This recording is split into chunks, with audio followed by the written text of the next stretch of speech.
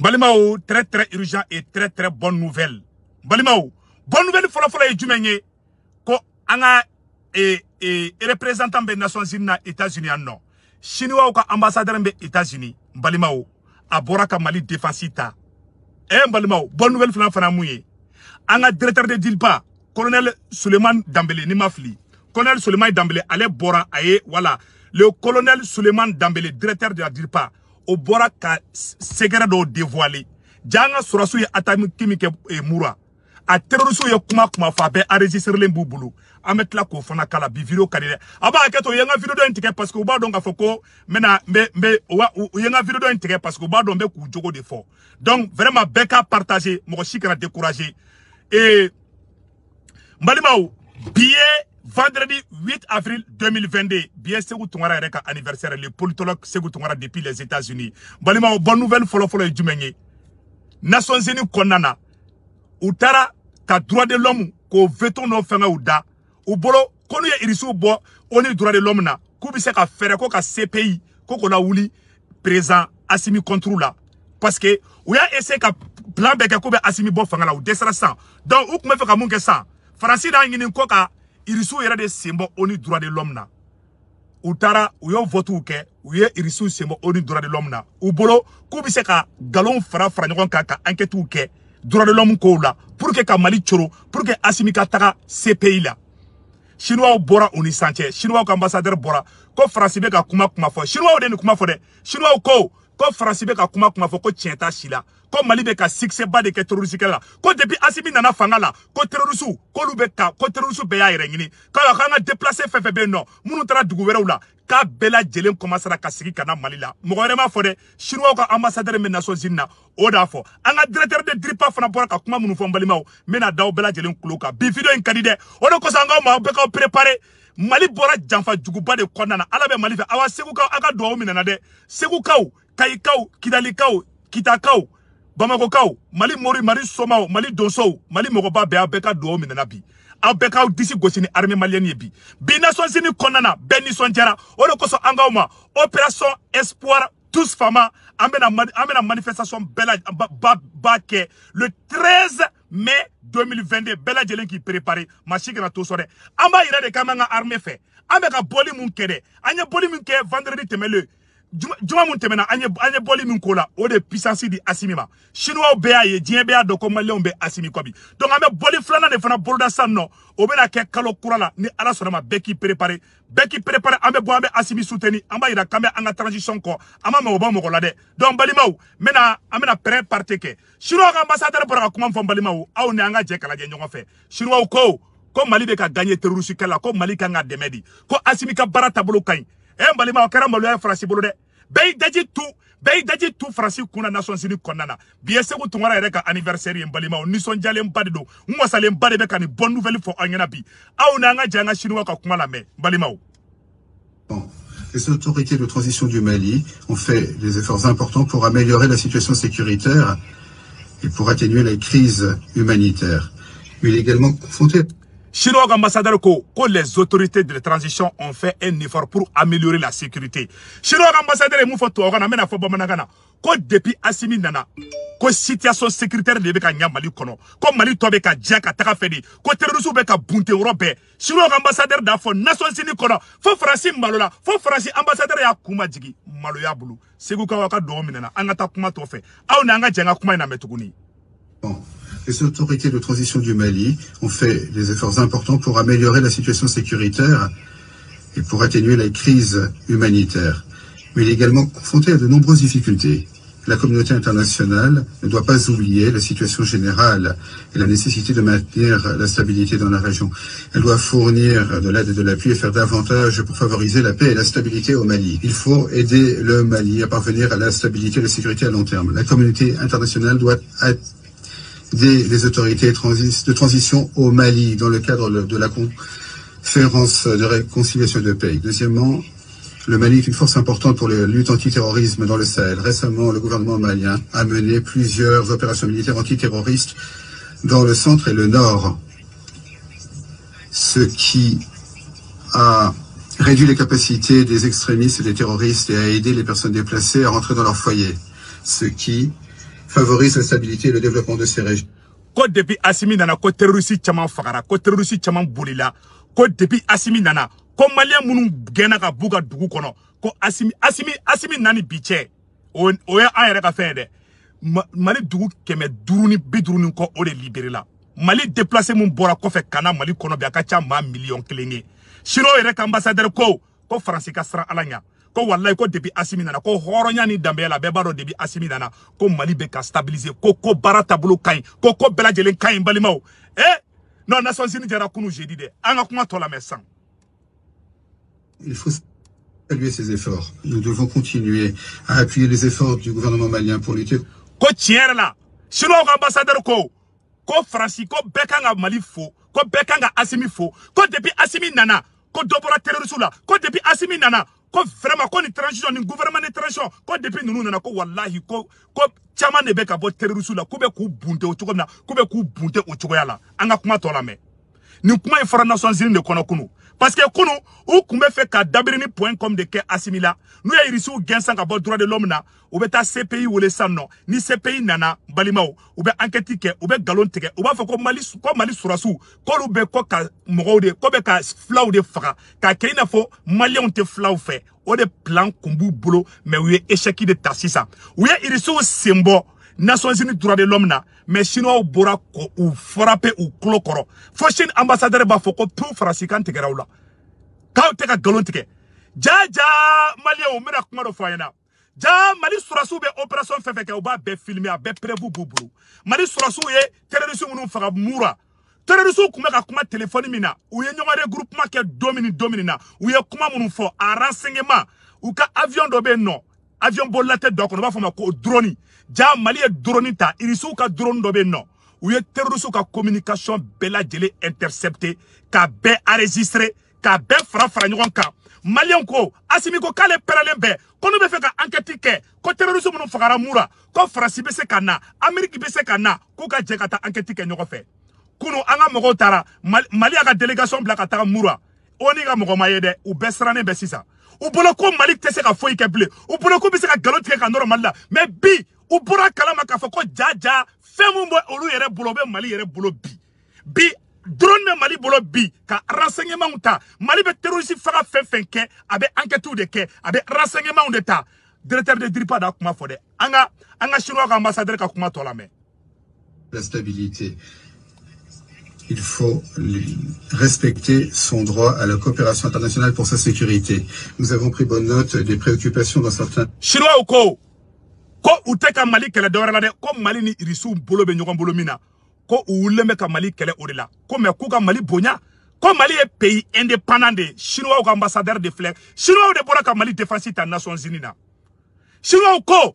k'u ka Mali bonya k'u ka Assimi bonya ko Assimi ka baara taabolo ka ɲi ko Mali ka taga baara taabolo ka ɲi k'u ka fara ka bɔ Mali la ko Mali ni irisiw ye jɛli mun kɛ ko il faut que u ka faamuya k'a fɔ ko le Mali a le droit de collaborer avec qui il veut ko mɔgɔ si tɛ se k'o bali ko Mali ni irisiw ka jɛɲɔgɔnya k'a bɛ ka kɛ hɛrɛ de maliyɛnw ma bi ko maliyɛn bɛɛ hɛrɛ sɔrɔ bi o de kosɔn an k'aw ma opération espoir Mali opération espoir tous fama opération espoir tous fama an ka jɛkulu kura in tɔgɔw de ye bɛɛ lajɛlen b'a kɔnɔ maliyɛn bɛɛ faralen ɲɔgɔn kan aw bɛɛ bɛ kɛ aw ka signe la lettre E ça veut dire espoir espoir bɛɛ bɛ ka sɛbɛn a ye kɛri fana bila u kana an ka vidéo tigɛ dɛ parce que siɲɛ dɔ na u ye an ka vidéo tigɛ n balimaw a bɛ ka aw préparer le 13 mai an bɛna bɔli dɔ kɛ mun ɲɔgɔn ma kɛ Mali kɔnɔ ni Ala sɔnna ma balimaw bɛɛ k'i préparer an ye bɔliba mun kɛ juma tɛmɛlen o de y'a to diɲɛ bɛɛ maloyara fara Assimi ma bi mais an bɛ Assimi sankɔrɔta an bɛ Sogɛli sankɔrɔta u bɛɛ bolo bɛ ɲɔgɔn bolo nafiki si kana na k'i b'i da don Sogɛli ni Assimi cɛ a y'a kɔlɔsi nafikiw la dɛ balimaw a ye Chinois ka ambassadeur lajɛ dɛ. Il y a concernant les violations des droits humains lors des opérations antiterroristes dans la région de Moura. La partie malienne a déjà apporté des précisions et a dit que ces actes visaient à apporter secours à la population locale et qu'elle a toujours respecté les droits humains et était prête à mener une enquête. Nous espérons que toutes les parties feront preuve de retenue et éviteront de porter des accusations infondées avant la conclusion de l'enquête. L'organisation par les autorités maliennes d'un large...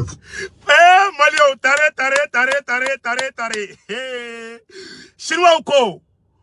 Assimi ko k'ale pɛrɛlen bɛɛ kuye galon tige kanga sorasu tara flaw faga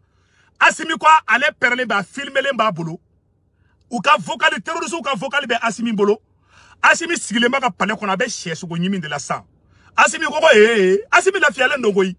a ben ala na krache Asimi la fiale ba ko ngena mode Asimi ko et chinois ambassadeur ko prévu be Mali bolo a prévu a donné terroriste me fa fra nga choko ka be prévu me Mali bolo koni oni ko be enquête ke mura Mali ko kale perle be ku be kata nyoko soro mura ku ka enquête ke nyoko fe Farasi ja tegelembe Farasi ma mo bla kata folo de Nations Unies be ka recul bo sisa ou be srane be sisa parce que Mali yere renseignement Mali ka renseignement ba yere bolo bi galote ndoro Mali la bi ani limogon temena Mali sangolo la bi anga aradar bebe ba kalama bi aradar be fam be bi yaro se utu ngara aradar be fo ne re aradar be fo makoronga salongono donc balimaw Asimi la fiale be aw be ka la fiale ko ngomir la mode amena mu fara ira awla anga kuma to la me Processus national pour la préparation des élections, la création d'un groupe de travail à cet effet, ainsi que la création d'un groupe de dialogue pour lancer le processus de négociation avec... Abana. Chinois de Bora Kante Fasita Abana. Awa, anga dripa, amena révélation fana kawe. Anga dripa nyamokoba, no yo colonel Suleiman Dambélé, ayo kuma moun fo, Kassim Traoré ka plateau ka, aou nanga tcheka la menyo fait.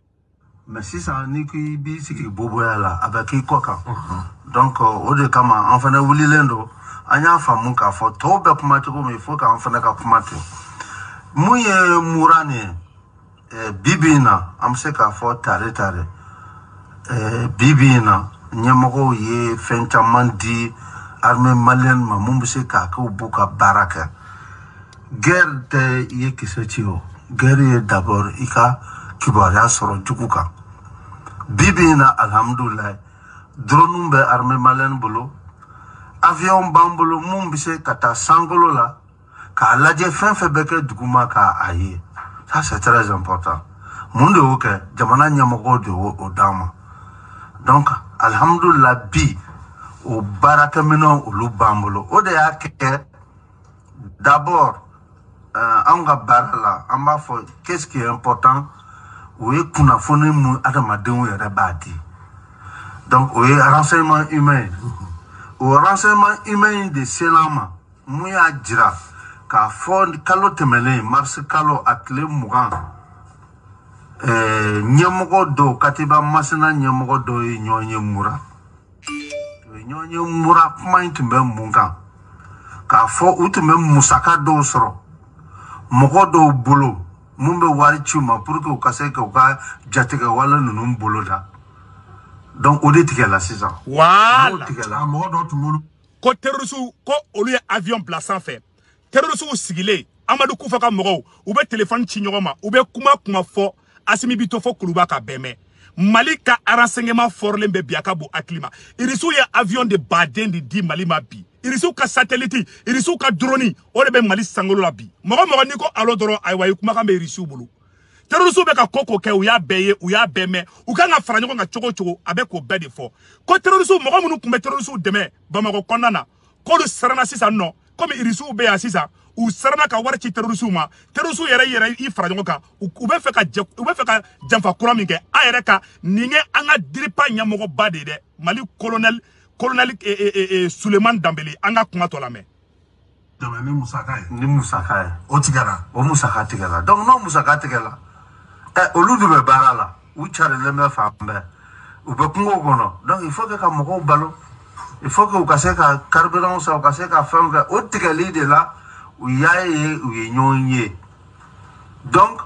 il se trouve que en renseignement en cela que la communication fana intercepté ou be kuma mon fo donc auquel ou talagnoyer le vin armé au bessuie comme attaque comme nous depuis le 20 dans carré de musique attaquola mais encore ne va faire qu'à quelqu'un ni ma adjudant donc fait à la yoroni d'autre à tobe tunina donc où you toy le 20 oui réunion que la monde kama a wari tigalana anga sur de financement tigala amse ka monde que c'est ça ka en yere ka financement assuré Uyara kuka musagata ode na wolomuna ubedeli ka bagan chien mununke enlevant de bétail kuko ke donc nous au c'est ça yoro dobe fere do arabe du ka balo la kele fla u ko zakatin kuku imposer ka zone bella beka jagabo jala ma je be jagabo jaga fana on na mu fo kuru kema binane yo lota yoro ko ne baka na dore fara adama dunga gelaka malon ka gelaka c'est vrai bibina avec foko armée beka terrorisme kala armée beka terrorisme kala mais armée beka fin kala muka juguni terrorisme parce que fin allez ni beka la tourmalé na bibina avec ta on ninguna donc ambe wulbulika joko de kama ni die ni laje abena do fara malon ka senga nya 100 ans que le 100 ans fla ambe senga indi la na fala ko lu bena dora fara malon ka senga armée ko bon ni tise ka tote o de ato information sorole kalo kle muga groupe chef do ye nyonyi u ka réunion labana u ye niveau mais u ko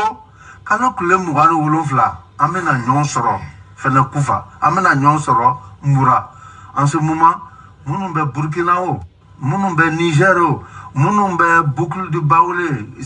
kay enfant fo munun be Nara enfant fo munun be Kuchala enfant fo nyamogo abenana Moura abenana bura c'est capitale ça va donc depuis le 25 26 27 ay drone fana bla ka avion bla burakuna dobe jigi dobe wuli pour que ka laje mumbe ka fo est-ce que tiens do effectivement drone ne avion ba jira ka fo mogo be kana dondoni bura mogo be kana mura donc mogo be kana dondoni groupe comme ou ba nous groupe yela ou be walo donc on a duru fla ou na moto la et puis dans ce do marfa bubolo talku bubolo mogo restaurant là ka fo le 27 douare on va se retrouver tout à la barade de kama bura mura nda fa ka barade fo pour que gana ka vie exposé aller rek jolembe abina ka barade damene depuis ce moment là Jonathan Nale nanae aye che dam compte avant mogo kamembo munu mina aleka akumura donda la abe komi donda boda nani duru debe mais tu me kele muna che kemenyo wande dona ni marfa te mumbele va sur talke bubolo donc ou donate e kala dimanche yara donc kale tolo de la droit avion yara na djiko le karafa donc a famo djige kala dame na lefra bala comment akoyi nyana wala awa Togo anya ka fo mi balma abelajele ni diripa nyamogo badi ou ye terroriste nyamogo bede fara nyogon kan ko bebla kata mura sadi ke okuma fe ka attaquer de wuli Mali armée contre la mura de terroriste nyamogo mo be Niger terroriste nyamogo be Burkina ou bedi fara nyogon kan awa ou jigi de tigera ou ka ko de bana pew anga armée malien ou kono de irisu ka drone be sanfɛ ou be ka kuma fa kloba bela ou be kele ki fara nyogon ka kuma mina bura de armée sur la kataka avion jigini commando ye ka jigi u ka mbalima u bolla ku ka marfato a bela jelen prevu be anga dirpa nyamogo bade a bora ka fo awa renseignement mun bambolo u kume ka kuma u kuma kan a be enregistrer lembe anga armée bulu ima ye tle flana France be ni ida sumaya kuma la depuis kunu fo bi France be ki da sumaya mura problème ina parce que France bora kalama comme Mali armée ko mura surasu mura terrorisu ya marfa soro chogo jume o be prevu be anga surasu bulu ali français do minele me kasola asimi bulu mente fe ka segara do bente fe kulufo Mali on ko be dugu kono de Mali karamogo do be Bamako ani dugu wera wula billahi olu sembe koina Mali politicien do fona bala ay ko be naleo enquête ma wulia Mali ko kale perelembe ko kana o ka enquête ke kale perelembe ka enquête ke jusqu'au bout ne ayo ulu faga mura absera ke kowro biseka balade mais anga drone renseignement ou kumaka enregistrer les manga surasu bulu A plus B a dogolinte donc malien anga surasu ko kolu akilisikele ko ngomirla mode kunu sura asimira kunsikele me cheso ko nyimina asimi ko che ko era ka tele ko France ka tele ko ka ta enquête ke mura asimi ko oni mo ka tele kana ko ka ta enquête ke ko prevu mu me olubolo ou ya prevu di chinois ko ambassadeur ma si ça France malwara aya le flana ba kuma da san net aya ke peude France be ngina san peu Odo koso opération espoir tous fama en bécan préparé en le 13 mai.